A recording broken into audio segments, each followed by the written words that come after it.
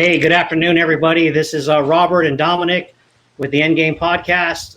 We're doing Human Trafficking Part 2 today, and we have our first special guest for Part 2, Antoinette Villarreal, that comes with 12 years experience in human trafficking.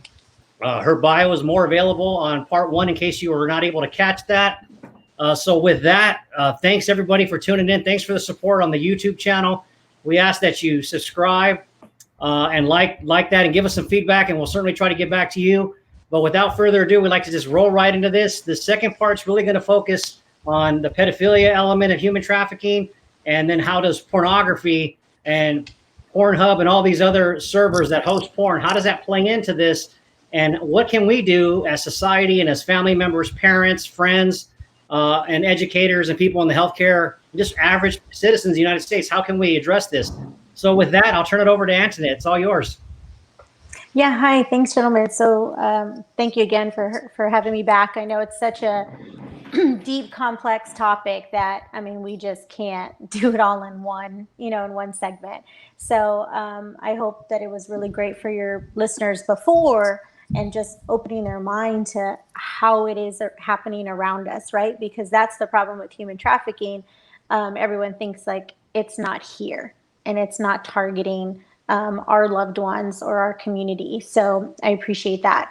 So one of the things that I really, as you mentioned before, is to kind of focus on the child porn aspect and what that looks like in society, and how that really is a lineage, if you will, to human trafficking. And so when I say the word, porn, right? What do you two think of when I say the word porn, or if anybody says the word porn? You can take that one, Rob. I'm sorry, I didn't catch that. I got kind of lost for a second. Can you repeat that, please? So when you see the word porn, like, what do you think of? What I think is a bunch of people that are being exploited, and then some people that are the exploiter. I think of a lot of substances between drugs and alcohol that are anesthetizing people to be able to perform that thing. And I think there's just a large victimization in that from a mental health standpoint, whether people want to agree to that or not. I think the long-term effects of that are it's basically unhealthy.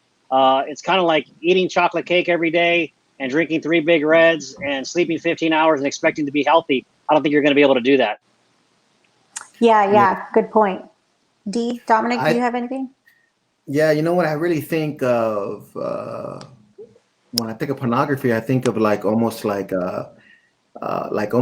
fake news. Like if you're involved in it, that's a strong spirit you're dealing with when it comes to pornography, and it's very addicting. It's very addicting. So if you're doing it for days and weeks and months on, you start to look at the world like that in regards to women. You start to look at women almost as a sexual object, not even because you're so surrounded with pornography, where you could be watching it. Guys watch it. I've known guys to watch it like 12 times a day, bro. So I mean, you're talking about really with heavy induced with these spirits that honestly they have no idea what they're dealing with. So when you're doing that, you actually portray women like that and think you can hold a relationship like that. Like that's like almost to the point where you think like women are like this, and it's just very strong, man. It's very strong and addicting. When I think about pornography, I think of addiction, man. Straight up. Yeah, and I appreciate you two gentlemen for answering that, and also the level of knowledge that y'all have, right? So when I ask that question, for most people, right, they think, oh, Vegas, right? The bunny ranch and all this glamorized part of porn. Okay, so that's majority of individuals. I think more and more people are understanding. I mean, you're having a very high divorce rate because of porn addiction. Like what you're talking about, Dominic, like you can't have a normal relationship because it's all this fake, right, kind of relationship that they're watching. So usually when people are thinking of porn, they think of, like I said, adults, and it's very glamorized. So there is child porn, and hardly anybody ever says, oh, I think of child porn, right? At least they're not going to admit that at all whatsoever. And so even the word child porn to me is normalizing it just like regular porn. And, there was a walk yesterday, kind of across the country, but here specifically in Austin, Texas. And we walked downtown all the way to the Capitol. And, a lot of the individuals that were there that were chanting, and I thought, I'm definitely going to replace this because that's let's just call it what it is and stop desensitizing. And it really is just child rape. Do we know any child that wants to right, in any position that is sexual? I highly doubt that. We're not made, right? The child brain, child development is not made for that. And so childhood is being stolen on this mass level for individuals. And anytime you see children being sexualized, I'm going to blame the adult in the room. I'm going to blame the adult who is allowing that to happen. And so they're starting to substitute this word child porn with child rape, as I mentioned. And so now when I say, hey, when you think of rape, what feelings do you have? What thoughts do you have? And that's my question to you real quick. How does that switch from porn to rape? Now, what are your thoughts? That's a more visceral response because you're victimizing a child in its act of violence. It's completely different than two adults consenting to an act on camera versus taking your child, someone else's child, and basically raping them. Because rape is about power and it's about violence. It's not about sex. 100%, right? But if everybody out there is calling it porn, do you see what I mean about the normalizing and desensitizing it, right? Like you say rape, all of a sudden something switches and everybody 100% says something criminal needs to happen to that person for life, right? Something along those lines. And then when we say porn, it's just like, well, maybe it was, clearly it's consensual and it's glamorized and so on and so forth. That is not the case. And I think when we start changing that mentality and changing that narrative to call it what it is, because I don't know any child that chooses and wants to have, right, any sexual act, period. I just don't. And once we start doing that, that is going to help us start changing the legislation that what needs to happen. However, when you look at child rape and the over-sexualization of children, we're seeing it all over media. We're seeing it all over marketing. I mentioned those LOL dolls on the last segment we had, and those dolls have lingerie and they're targeted to, adolescent children. And so now you have this movie, Cuties on Netflix, which is getting hammered. It is getting hammered all over the place of people saying, whoa, y'all crossed the line. And if any of you know, it's a French film. And it's about like a teen coming of age story. And they're tween girls and they're basically like twerking, and you're calling it cuties, right? Which cute is a cute word. Children are attracted to that word. And of course they want to watch it and things like that. And I grew up, personally, it's not so odd. I was a dancer my whole life, a collegiate cheerleader. So I'm in that realm and I get it, right? And the clothing that you wear and the makeup that you wear and the hair and things of that nature. But this is just taking it to like a whole other level, which I'm going to tie that in with a very popular show called Toddlers and Tiaras. So that's all over TLC, and many people, they think it, and think that it's very cute that these girls are dressed up like little dolls and you're parading them around and things of that nature. A lot of beauty pageant women will tell you the confidence that they've gained from it, the empowering other little girls and things of that nature, which is very true. But then you got the flip side where there is a line that you can cross, and it's over sexualizing children, and we're watching it and we're attracted to it. And who else is watching it, but those predators, for 100%. So here we are, us three are talking about how child porn really is child rape. And I think we can all agree to that. And so it's child rape, but look what's all over pop culture. You got marketing companies that are targeting our children and basically grooming them to be sexual. You got these Netflix, these apps that are all about sex, just a little at a time, right? It's happened gradually. This did not happen overnight. We can all probably attest to that. You just started seeing things gradually from maybe being modest to just full blown inappropriate.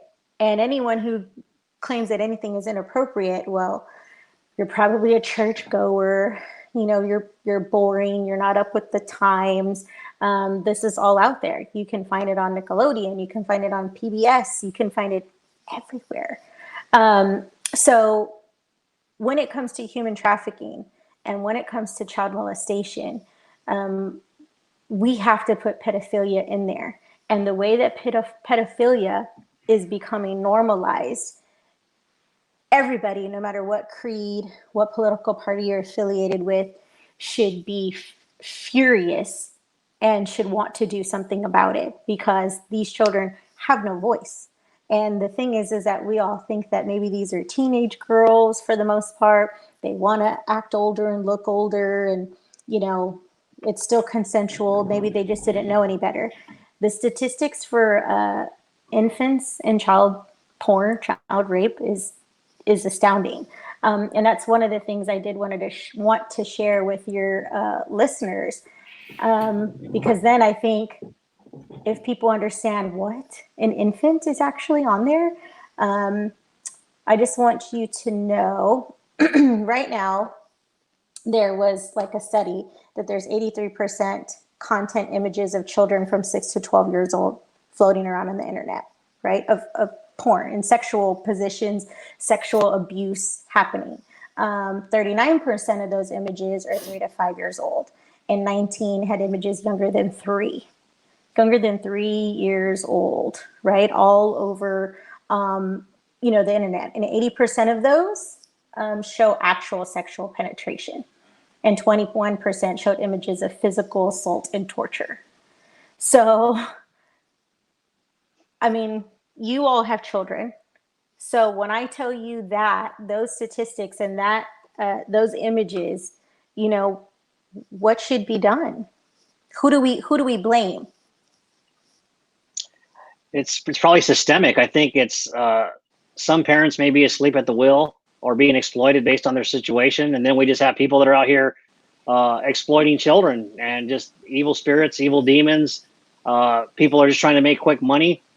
It's just unbelievable to me that it's out there. I'm not shocked, but what I am shocked is that there's no major effort afoot to be able to thwart that in law enforcement, in the media, by people that have a lot of money that say, hey, we could fight this. They want to fight all these other great causes.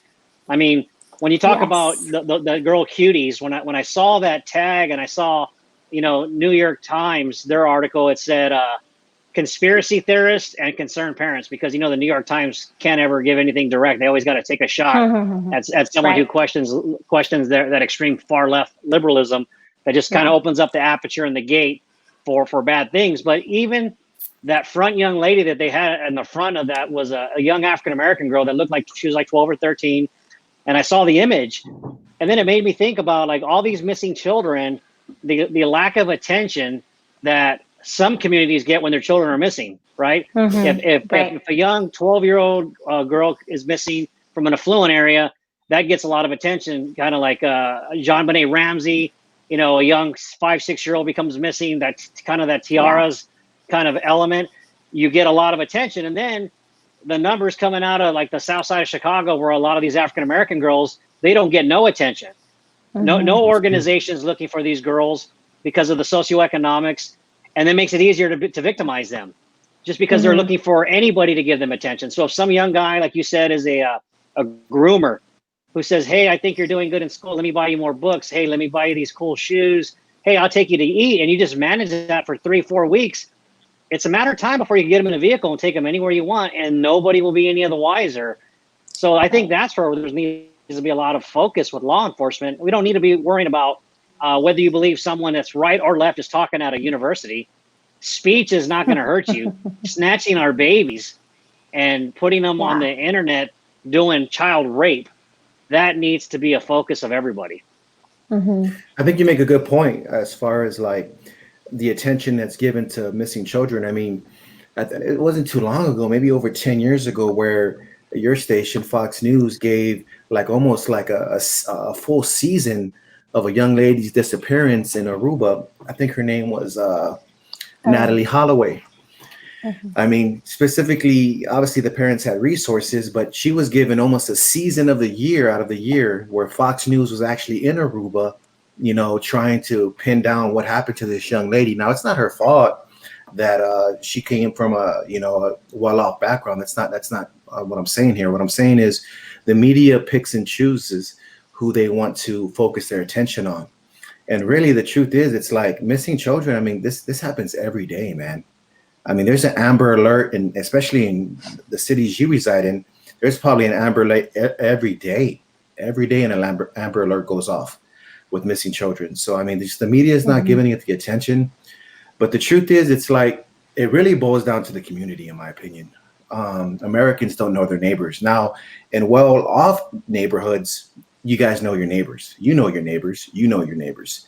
But in a more transit area where it's more rental property, people are not getting out to meet their neighbors for whatever reason, you know, for whatever reason. So that's where a lot of these girls come from. Southside Chicago, you just mentioned, that's a very transit area. People don't know their neighbors. So if you don't know your neighbors, you can't recognize who your neighbor is walking down the street, some young 13-year-old girl, when you could if you just reached out to your neighbor. You know, nobody, we're not doing our parts. Like when people think about service, think about like, you know, first responders, teachers, military. But the PTO, they're serving their community. You know, they're getting to know the school and the school district. So it's really the American people who are not partaking in community service, getting to know each other's neighbors, getting to know everybody in their community. Because you can't tell me you couldn't recognize your neighbor at Las Palapas, you know, tonight if you saw them, because you know your neighbors, Rob. You know your neighbors' children. I know my neighbors' children, you know, but when it comes to a more transit area, that's just not the case. Yeah, that's a really, really great point. And, you know, the missing children, when you look at the website, right, of missing and exploited children, those are the reported missing children. I mean, women have babies all day long and, you know, all day, every second of the day. And yeah, they were registered in a hospital, right, when they were born. But other than that, we don't know anything about them. There's no record. If they go to school, yeah, there's some. But there are more children that are not reported than there are reported. And so you're absolutely right. That is a huge target of child rape on some of these on these porn sites. And I think there is, yes, definitely the community has to stand up and do something. But one of the biggest things that I think you have to target simultaneously is the normalization of pedophilia and considering it a mental health issue only. And Rob, going back to your point, this is why majority of them get very little time. Very, very, very little time, is that there was a mental health issue with them. And this is something I definitely wanted to bring up with you two gentlemen, coming from the military, seeing battle and knowing individuals that have mental health and, you know, your background with addiction, Rob. And so to me, there's a fine line as well, is saying that there's a mental health across the board when it comes to pedophilia. And that's why it has to be almost normalized. And I'm not a psychiatrist. I have been following so many different, you know, psychiatrists and doctors and things like that who will tell you that pedophilia is normal. And I have a problem with that. And I'm sure a lot of other people do too. And before we get into some of the things I'd really like to share with your audience, but what are your thoughts, because of y'all's background, like I said, I know people with mental health and how pedophilia can be in that same arena? Well, I think there's been a disconnect over the last 10 or 15 years. You know, the APA, the American Psychology Association, they've moved more away from science than doctors traditionally have, because they're kind of more aligning with the political agenda. You know, exclusively with the transgender, they'll kind of back off what they know. And just to give a quick story to that is, Johns Hopkins at one point used to do gender reassignment surgeries, and they required extensive behavioral health, mental health monitoring before and after the surgery. And they were, Johns Hopkins is one of the renowned medical facilities in the United States, right next to the Mayo Clinic. And what they found out was those that had reassignment surgery and those that didn't, that the suicide rate stayed in the 30% model. So what Johns Hopkins did, they just made a determination that it's a mental health issue that cannot be rectified with surgery. And what they liken it to is if somebody came to you and said, I identify as an amputee, I need you to remove my right arm, where would you send them? To the orthopedic surgeon, the general surgeon, or to behavioral health? You send them to behavioral health, mental health. So with that being said, the APA's kind of stepped away from the true science because they don't want to offend, and they want to kind of be more mainline. But so I get to the point about what should we do? Being in the military, understanding, dealing with men that have been severely injured with severe PTSD. The study says those, in my case, those Marines and those sailors, the best thing you can do to those that have been injured and those that have PTSD is actually hold them to standard, hold them accountable, and continue to keep them in society. Hold them accountable, though. If you get a young Marine who's a double amputee and doesn't want to get a haircut, I know, because he wants to argue his point. I personally know that there were Marines that were punished that were double amputees because they failed to get a haircut, because they maintained the standard. And the science says that when you hold these men and women to a standard they had before their injury, that it helps them reintroduce themselves into what they're expected to do. So just discounting this as a mental health issue without holding them accountable to the law is not only a disservice to society, but it's a disservice to the well-being of that individual, because they're mentally ill, of course, but they've also committed a crime. And being mentally ill isn't a license to, if I'm mentally ill, I don't get to go kill people. I don't get to rape people because I'm mentally ill. And that's what they're doing. They're raping kids. Yeah, absolutely. And I appreciate that take on your background. And it really is like, okay, hold them accountable, right? So there is an organization, any of your followers and you all, I encourage y'all to look at different pedophilia groups, support groups, right, out there.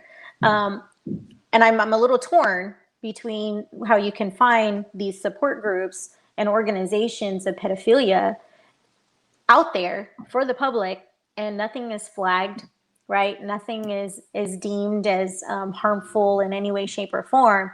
But our freedom of speech definitely, right, is flagged in a lot of different ways. And why I'm torn, I'm like, okay, well, this could possibly help. Investigators definitely say, okay, I'm able to get into the back door, make an account, make sure that these individuals are just maybe talking about it and not actually doing. I'm sure an investigator finds this very, very helpful. On the other end, I just rather cut it all out, kind of going back to your accountability piece, right? To be fair. Now, one of the things on here is like the New York Times had an opinion piece that pedophilia is a disorder, not a crime, right? And that was back in 2014. And it talks, makes sense. About mental, yeah, that's what I mean. Like it wasn't overnight, right? And it's the New York Times. And so it talks about that's that gradual steps that we take, that people know once you start opening that box, it is hard to put that all back in, right? And that's what we've done with pedophilia. Like, even for it to be allowed as an article to talk about how it's not a crime, I'm like, are you out of your mind? Every one of us can distinguish that it is child rape, and you allow that on basically an international publication. And of course, they bring in there about mental disorders and pedophilia, and it's marked as distress or interpersonal difficulty and things of that nature, right? So it's very glossed over. And so one of the groups that is out there that is a support group, it's called Virtuous Pedophilia. Or virtuous pedophiles, and that's like an oxymoron, isn't it though?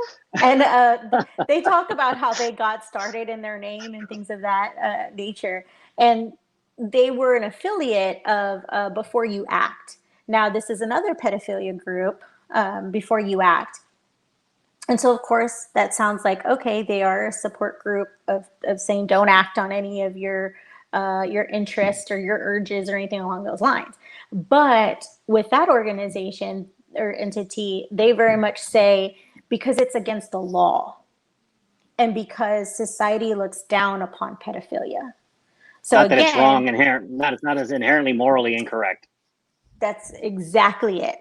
And so again, that's that normalization of it and saying that it is our fault who that are calling it child rape. It's us. And so I bring back your accountability part, right? So yes, it's against the law. Okay, it is. But just even the moral standard, we all know a child, they can't live on their own, right? Your child would get taken away if you neglect them in any way, shape, or form or abuse them. So children can't speak for themselves. So when these adults are saying the same thing, like, I'm only not acting because you would look down upon me, shame me, or throw me in jail, but there is nothing wrong with it. And that's where I feel that we're getting really close in society, where we're going to cross that boundary and we are not going to be able to come back, where they think that pedophilia is a normal thing. Now, virtuous pedophiles, they call out before you act and definitely state that we are not with them, because they say it's only because it's a crime that they don't act upon it. But we're saying we don't act upon it, period, because it's wrong. But it's still a support group. So to me, it's a contradiction, right? Right. If it's a support group, right. I question it whether it's a support group or it's a fusion center for the exchange of information. Correct. And with pedophiles, that's exactly what they do. They find a network, right? Because you can also pass a child around from one to another, because someone's already gotten away with it with that one child. They know that child isn't going to say anything. You Right. are good to go. They will know and let you know about any investigations that are happening. So it's a tight-knit group. And I mean, you are seeing pedophilia in every industry, right? And I don't say, ooh, cops are bad when someone from the police force is caught in a human trafficking sting or has child porn or child rape on there at all. I don't say that that's all cops are bad. I say, of course, they're going to penetrate that industry. Do you know what I mean? These predators are masterful. They're going to put themselves in those type of industries because they are going to have more power. They are going to get more information before anybody else. Like, that is a predator heaven. It's the same thing. Look at CPS, right? They put pedophiles into those industries because, again, they have access to all of these children. So that actually brings me to when it comes to child rape, you are finding more and more people, industries in these hero-like positions. And so, for example, I mean, the UN, the United Nations, that so many people love. I mean, I loved them growing up. And in university, I was like, man, I'd love to get a job with the UN. Look what they're doing for humanitarian, purposes, so on and so forth. However, you're talking decades of child abuse with these field. Absolutely. Like you talked about the vulnerable, right? And I know we were talking about the U.S. vulnerable children in those positions of foster care, runaways, or have no parents. But on the other side of the pond or in other countries down south, you're talking they're very poor countries. Like, they're fighting for just food and water, right? So here you have the UN, this very light blue colored flag that they see, and they run to them. And these kids have been abused time and time again. Sexually abused, sexually raped, coerced. Women in other countries, we already know, are second-rate citizens. So more so, right, being trafficked. And this is the UN. And all they do is get protected over and over again, just like the Catholic priests do. So you have these individuals that are in these positions that are normalizing pedophilia. And because we're protecting them, because we love them so much, and there's no way that they can, do that. That is the spread. And now you're having these images, these pixels of child rape going on, and you can't identify these children at all whatsoever. So I don't know how many individuals y'all know, like, out there that have been arrested, and they're these hero-like individuals, but that's why I go back to, we shouldn't be worshiping any individual because we're flesh. We're going to fail, period, and we're going to let you down. But it's to the point now where these individuals are being prosecuted, and yet it's all quiet and it's all hush hush, and they get very minimal time compared to if they were trafficking drugs or guns. And I don't know what that's like for y'all and how you feel regarding, anyone in the military. Like there was a sting with Fort Hood recently, and there was a human trafficking ring over there with some soldiers. Again, it's the people, not just the entity, right? But I feel that the entity has to do something. Right. And when are we going to hold them accountable as society?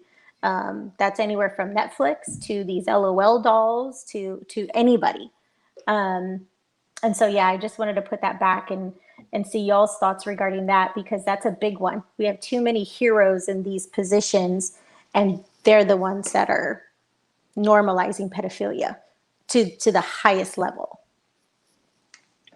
Yeah, I think I've experienced where in Washington State, there was a command master chief who was kind of like the senior enlisted person of a unit, was using his government BlackBerry and had set up what he thought was setting up to have sex with a 10-year-old in a hotel, and landed up being the Naval Criminal Investigation Service.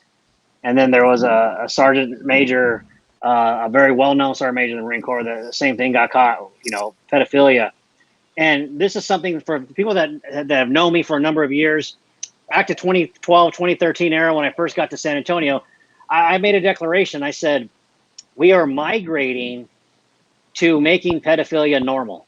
We're migrating there, and we're doing that. You see that. And I think that we're going to even take it a step farther. Let me tell you how I think we're going to get there. I think as they migrate to pedophilia, the next thing they're going to do is they're going to include animals. And let me tell you how they're going to include animals. They're going to draw blood levels, and they're going to show all these dopamine levels, and they're going to have this animal be with the animal psychologist, and they're going to observe this animal. Then they're going to observe the animal post 6 to 8 weeks in a relationship with a human, and they're going to draw the levels, and they're going to have the animal psychologist observe this animal, and they're going to say their dopamine levels, their stress levels all maintained, and it improved in the relationship. It did not erode, and the animal is still well adjusted. It's eating well, everything is digesting, and they're going to normalize this because it was first, gay, lesbian, we migrated. Hey, people are going to live their life. Everyone's accountable for their decisions. Then the transgender. And then it was just like, hey, we don't want to be assaulted. Now they're reading books to kindergartners in libraries. And now we're dealing with pedophilia, and the next migration will be bestiality. And I really believe that, because where does it end?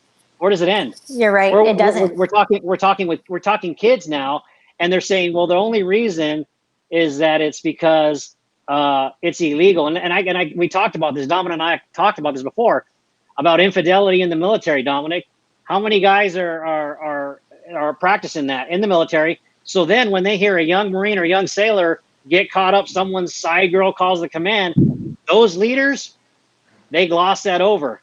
Hey, motivator, you need to handle that. Keep that lady calling the command. You know why? Is because if they step on that sergeant's neck, that sergeant may have seen you out on liberty on that MEU. That sergeant may have seen you out in town. He's got dirt. So it's one of those complicit crimes where none of the guys are going to talk out of line on infidelity, because everyone's got things in their closet. So this whole pedophilia thing, why isn't the media talking about it? Because here's the thing. They've done studies in pornography, and they realize that if you watch enough porn, you need to up the ante to get the same brain stimulation.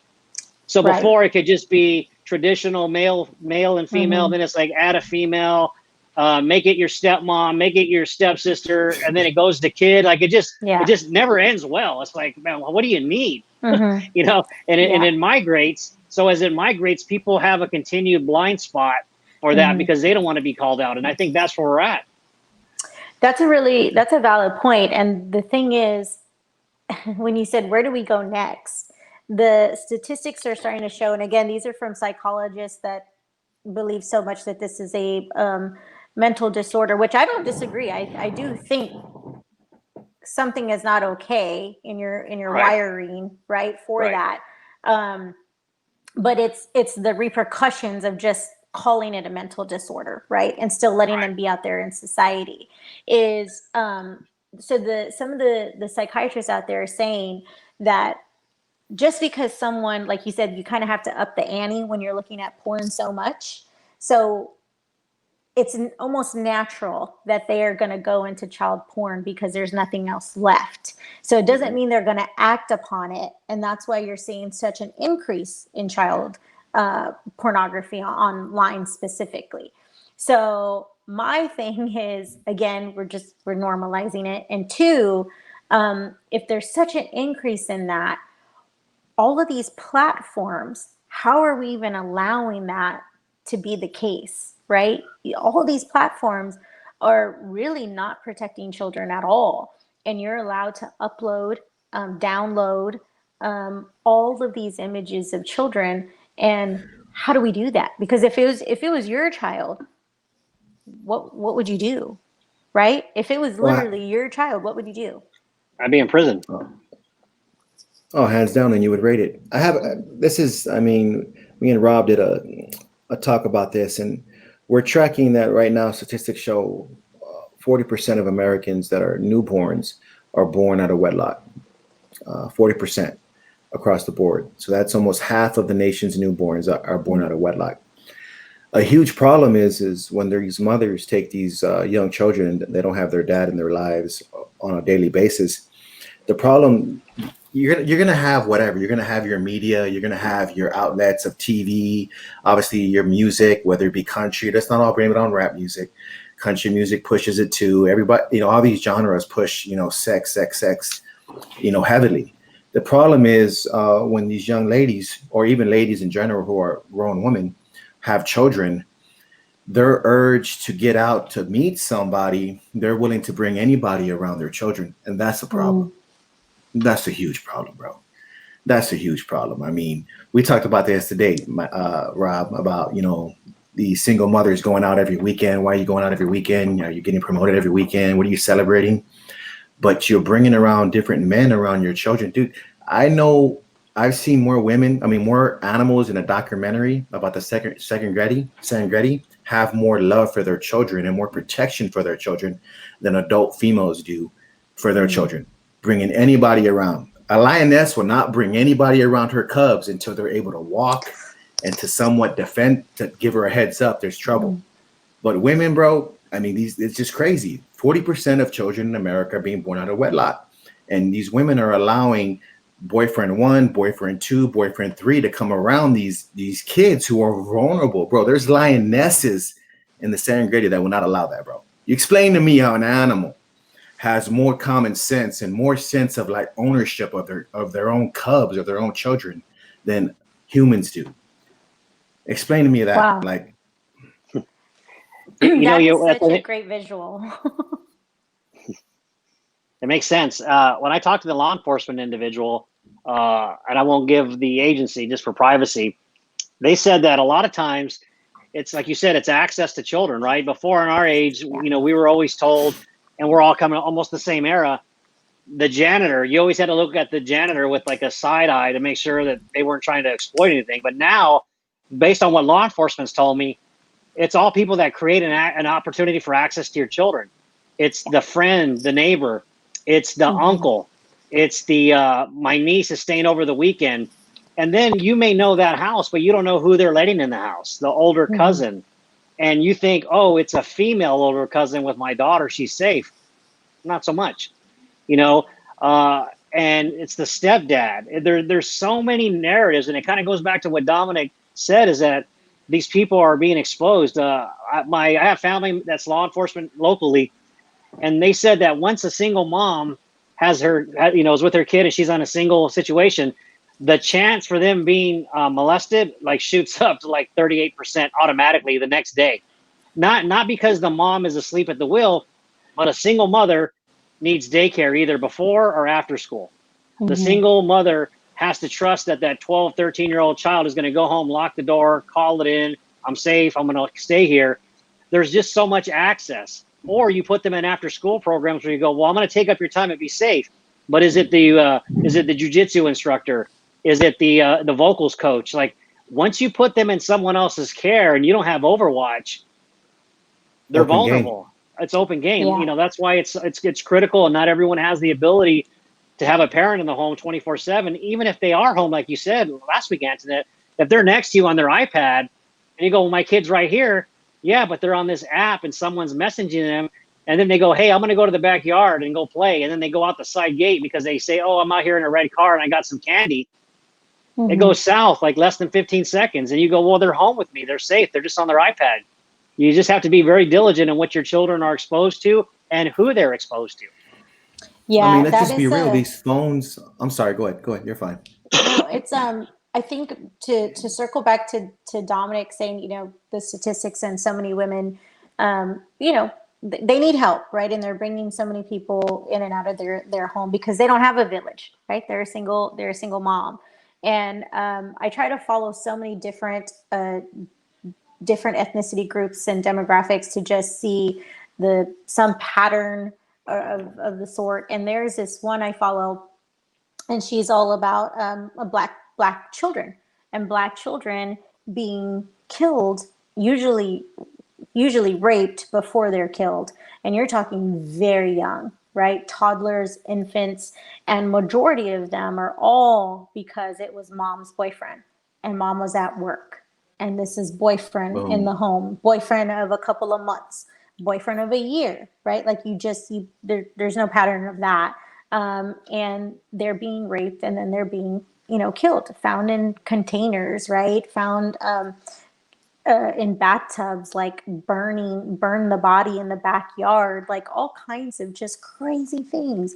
And my thing is, I do believe that you have to question everyone. And we become a society where you do trust the education system. You do trust the extracurricular instructors that are coming into your home or you're taking your children over there. We do trust the individual that is down the street from your house. Like, we just trust so many people, and we're not making the correlation of what porn is doing to society, what Netflix and these, you know, marketing and all these programming is doing to society and children. And so they're grooming your children. So back in the day, so I will tell you, there was almost like there was a decrease of child abuse, right? And trafficking, because you had like in the 80s, that's when you really started talking about child molestation, right? And stranger danger was coming out. And if anyone was asking you, how do you feel? Right? How does this area feel? Right? How do your private parts feel? All about feelings? That was a no. That was an automatic. This is not a good person. That nobody should be asking you those questions. Run the other way. Go tell a parent. Right? Can we all say, yeah, right? No one was supposed to be asking you any of these questions. Well, now you're looking into the education system, who is actually teaching those children to start talking about your feelings and share how you feel about your sexual orientation at kinder, at first grade, at second grade, at third grade. That's a freaking problem. And being a you know, educator myself. Oh, looks like we lost her. She'll come back. Yeah, I will say what's going on. So what Antoinette's saying and what we're telling you is that we got to be diligent, you know, because they moved the goalpost on us. Before it was like, hey, strangers aren't good and we got to be careful. And now, you know, we don't talk about areas that feel good as a young child. If someone asks you that, it's a red flag. And now we've gotten to the point where that's part of the curriculum. And one of the things that when she comes back, I'll ask her about that one particular school district that had that in the curriculum. To say, hey, we're going to define this and call it what it is. And is that the school district that has the drag queens giving the course of anal sex to elementary kids? I'm not sure. I think if I'm not mistaken, California. in La Brea is the school district that did the whole pedophilia piece. And well, it's a part of history. You know, of course, it's a part of history. Here she comes. We got her back. All right. It's a part of criminal history. Yes. Hey, thanks. Yeah, I don't know what happened there. I just went, what happened? I'll get back on. So sorry about that, everyone. But yeah, as an educator, that actually really infuriates me. That, I mean, you're with children, and I think I said this last time, is, you know, educators are with children majority of their day, right? Yes. Their waking day. And we are now telling children, that's literally what you call a groomer. And we're saying that that's okay. And let's put that into the education system, starting very, very young. It's not okay for kids to talk about those things. Like it's not. And I feel there's a difference between being progressive and being, I just think, moral, period. Right? Like, by all means, whenever you feel it's okay to start talking to your kids about, you know, sex and things like that, that is your prerogative. Do I think you should start talking to your children at a very young age about people touching them in places they shouldn't, and don't trust them when they say they're going to kill your parents or what have you? 100%. I totally think that you should be having that conversation with your kids. And to me, that's progressive. But you know, go ahead. What I do is we practice is that our kids know that there's no such thing as a secret.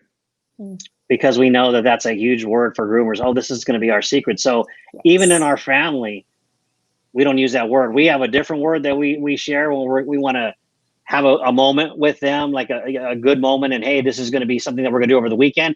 We don't ever call it a secret.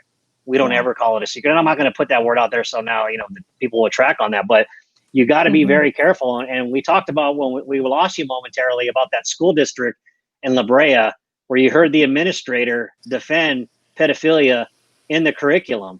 And they said, well, it's part of it's part of history and part of society. And there's a lot of things that are part of history and society that we don't put in. You know, we don't put in, if you've seen the movie 300, and if you actually read the book, that every single one of those guys that were in 300, Dominic knows this because he's a warrior, they had a guy that was assigned to everyone in that 300 that sharpened his weapon, made his food, made his tent, and he also provided service for that warrior. That wasn't put in 300, but I bet you if we were to make the movie 300 in 2021, I guarantee you that would be in the movie and it would be glorified to some extent. Good point. Yeah, I totally get that. That's a really good point. And that's why I think that they start to, like I said, this whole progressive, and I used to teach at Austin ISD and here in Austin, Texas. And they're actually one of the school districts that is very, very, they're all about LGBTQ in the curricula. And when you look at that, and their whole point is so that your children is not a transphobe of another kindergartner who thinks, I guess, he's a boy when was born a girl. So that's their reasoning behind it. And so that there's no hate, right? That's their whole point.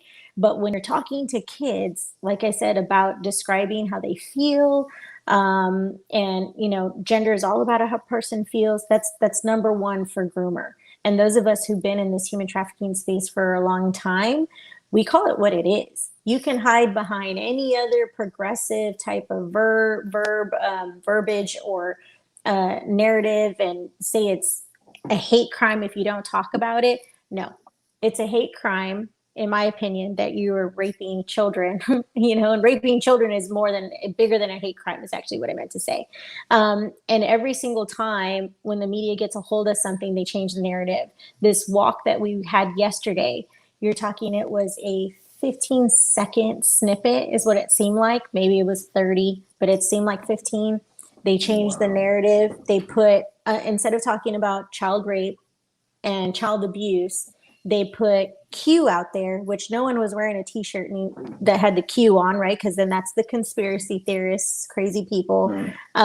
They put on blast, right? They call it pedowood, no longer Hollywood. And so they changed the narrative. And I'm just like, how are you going to change the narrative about kids? And we are in the capital of Texas. And it was phenomenal to see men out there. And I love having this conversation with you too, because more men do need to be out there and stick up for, children.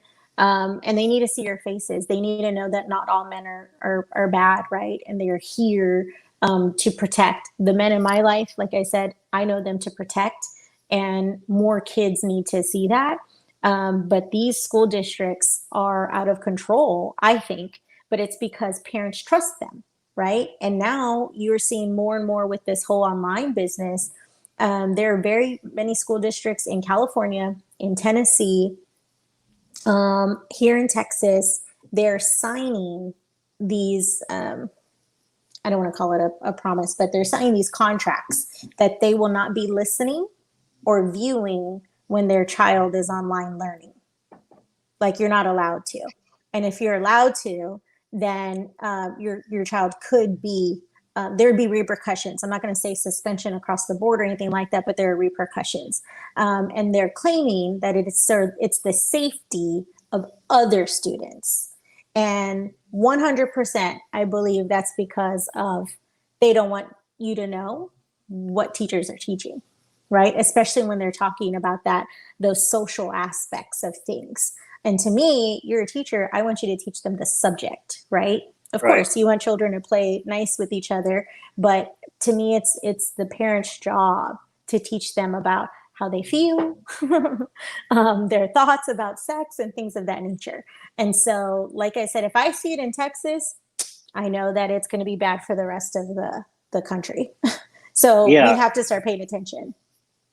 And that's the thing, is where I want teachers to teach the curriculum, but in terms of faith, but in terms of political discourse, in terms of value system or morality, that's going to be taught by my wife and I. However, I do teach them, even if you disagree, be respectful while you're in school.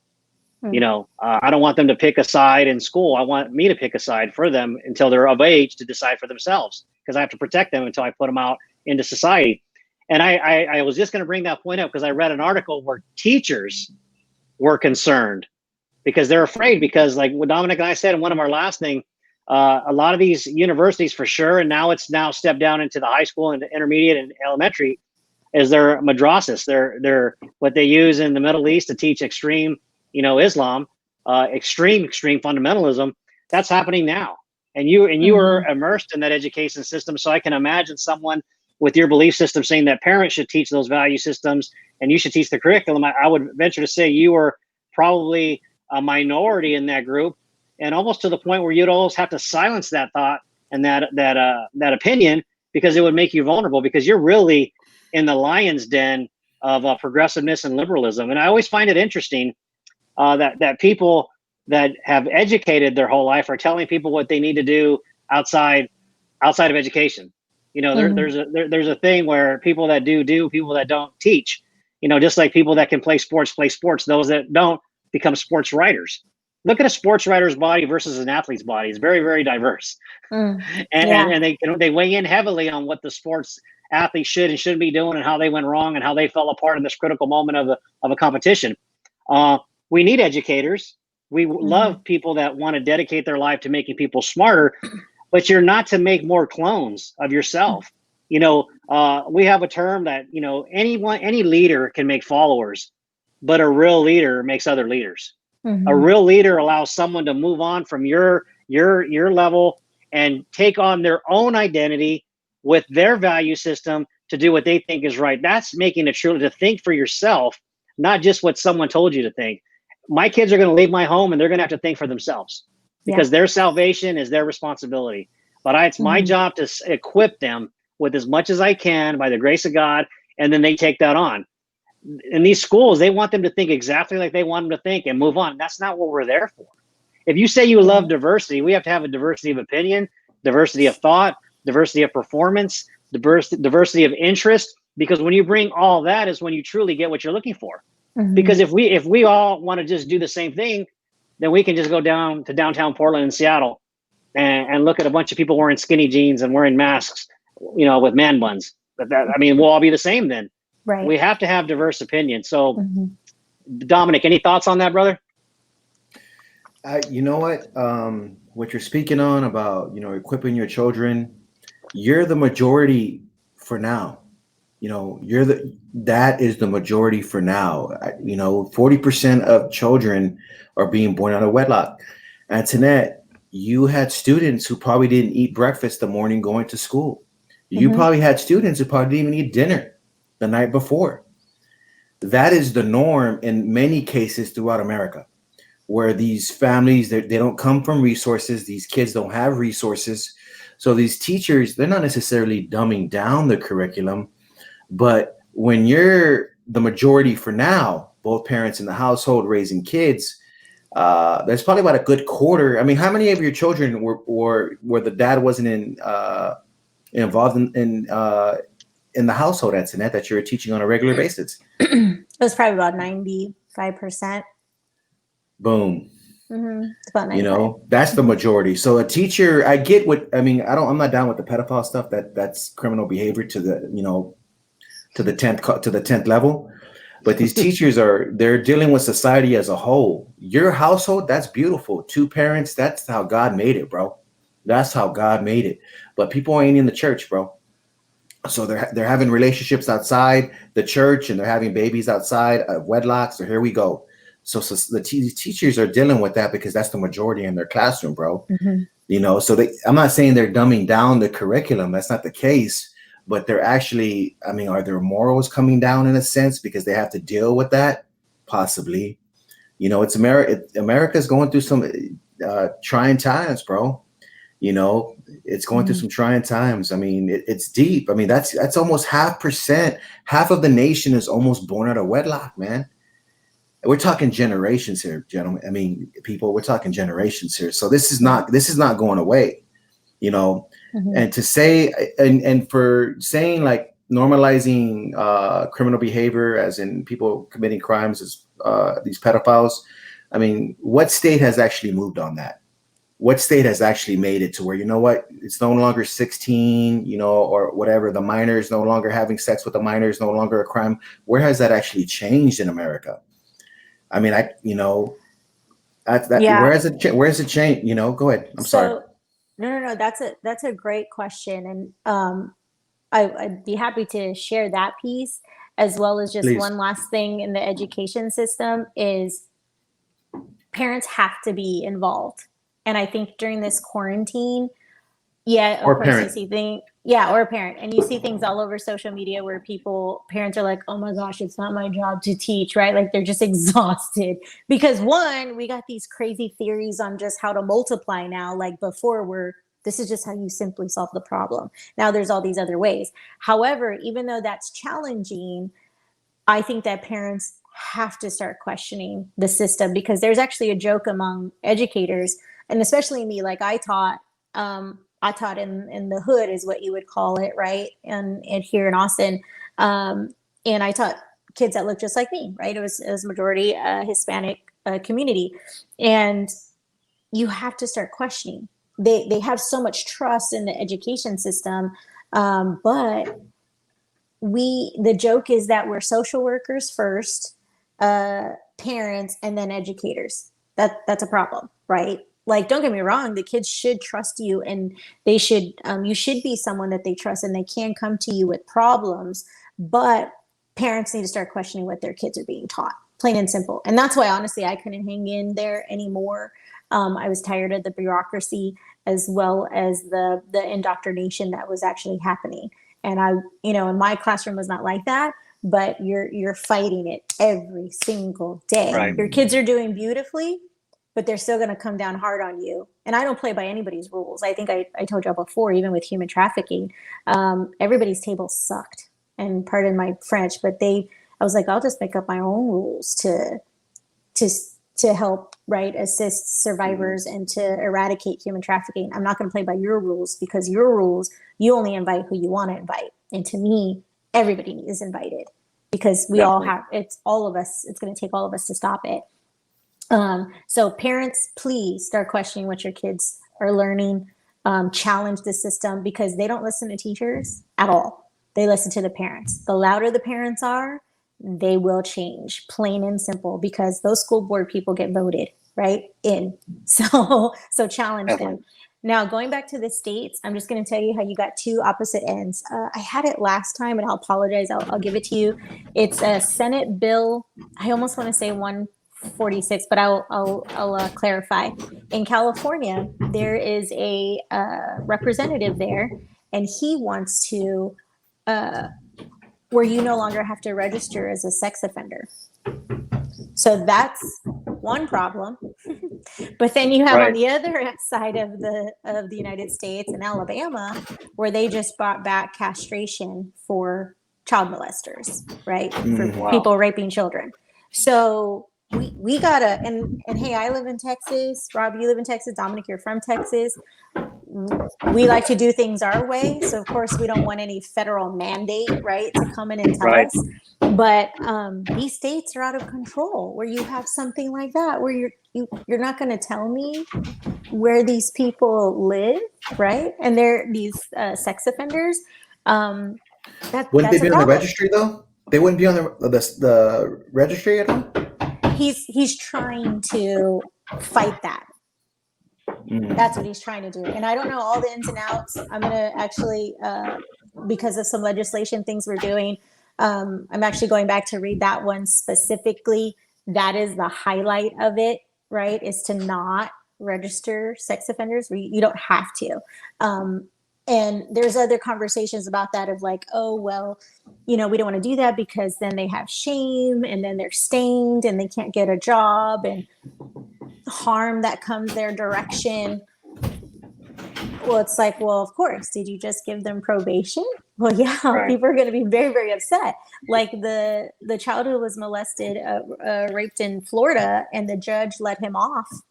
And they found that individual's decapitated head on the judge's doorstep. So, and that was a family member, right? 100%. 100%. Yeah, 100%, right? But see, and then Yeah. this is also why children don't say anything, or young adults and teenagers don't say anything, because they know what their dad is capable of, right? They know what their family members are capable of. And me as a female, I'll tell you, there are lots of things that I didn't say when something happened to me, because I knew my dad would go to prison, hands down. And every single friend of my father's, right, that I grew up with, they would all take that person down in a heartbeat. And that's just because maybe the guy pushed me, or he, got a little rough with me, or what have you. It would happen for that. If they raped me in any way, shape, form, it would be the end of the world. And so the laws don't really protect those individuals, right? They protect the predator. And yes, and we're stuck, and kids know that. And they know their dad's going to go away, or their mom's going to go away. And that's a problem that we have to fix. Definitely. Well, Antoinette, we appreciate your time. I mean, you've shed a lot of light on this. I mean, you're clearly an expert in this field and bring a lot of experience. Thank you for coming on here. I know it's time away from your family, but I can tell you that our viewers definitely have gained some knowledge and some insight to this. I certainly have. Dominic, any closing remarks, brother? No, we appreciate your drive and your passion for this. It's one thing to post a link and give a shout out to the abused and what are we gonna do about it, people, but to actually be involved in the trenches. And you're not even law enforcement, but to be involved and to try to change people's lives who are caught up, that's a whole nother gig. And we admire that. And we're grateful to, Austin's grateful to have you, pushing this cause that you're doing. Austin is grateful to have you. And we just respect the heck out of you, and we honor you. And we just ask that you keep doing what you're doing. Please. I appreciate that very much. And that gives me the courage to continue to do it, right? And at my level. So I appreciate it. I appreciate y'all's time and allowing this subject to come up and to be on your platform, and hopefully it can come up again, because in order for it to change, we have to come together. This is the one space where we won't be divided. Right. You know what I mean? And if there's division, then I would probably question that person, and they might be a predator themselves, right? But this is 100%. one. It brings us together. There's no division at all. And when these new legislation, policies that we want to bring about, I hope I can come back on and share that with your people, because we need their signatures. We need them to help change the laws in their own state and then federally across the board. So thank you guys. Yeah, definitely. Antoinette, when you get to that point where you need help with legislation with signatures, just reach out, and we'll even go live. One of us, maybe Dominic or I individually, will go live during the week and we'll get that out and put all your information out so people can participate and be part of the change in the legislation. Awesome. Thank you so much. I appreciate it. All right. With that, thank you everybody for joining the Endgame podcast this Sunday. We thank you for your support. We ask that you go to the YouTube channel, that you like the video, leave us a comment and subscribe. And with that, God bless and everybody have a great week. Bye-bye. Yes, thank you.